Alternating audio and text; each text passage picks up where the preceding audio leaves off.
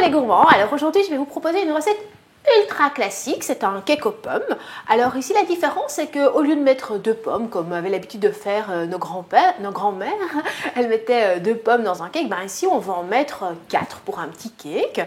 Alors la recette c'est vraiment l'idée d'un 4/4, donc je vais commencer par 2 œufs.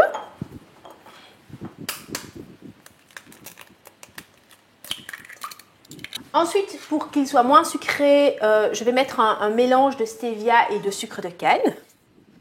Et pour apporter la petite touche vanillée qu'on aime bien avec la pomme, au lieu de rajouter du sucre vanillé, ben ici on peut juste ajouter un petit peu de poudre de vanille. Ça fonctionne super bien et évidemment, comme il y a moins de sucre, c'est un apport calorique plus faible.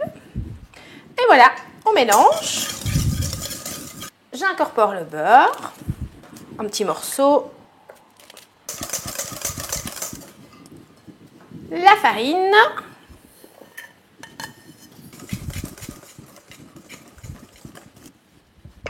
et voilà, la pâte du cake est déjà prête.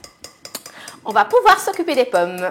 Alors les pommes, moi je les pèle parce que j'aime bien le côté un petit peu tendre de la pomme qui va fondre dans la pâte. Mais si vous utilisez des pommes bio, vous pouvez laisser la peau, juste bien les laver. Alors ce petit ustensile magique va permettre de retirer le trognon de la pomme. Voilà. Ensuite, on prend une mandoline de manière à faire des fines lamelles de pommes. Mais si vous n'avez pas de mandoline, vous faites avec un couteau des fines lamelles le plus fin que vous pouvez. La pâte est prête, les pommes sont coupées, il ne reste plus qu'à monter le cake. C'est assez facile, hein, donc on prend les tranches de pommes et on les met dans le fond du plat. C'est un moule classique et les pommes tombent à peu près pile poil comme il faut, donc c'est chouette. Je mets à peu près la moitié des pommes.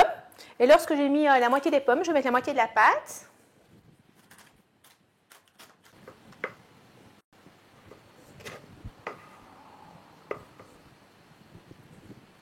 Je remets les pommes.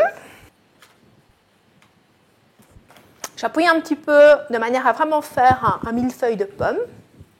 Et je termine en mettant au-dessus le reste de pâte. Et à la cuisson, tout va fondre et tout va s'amalgamer.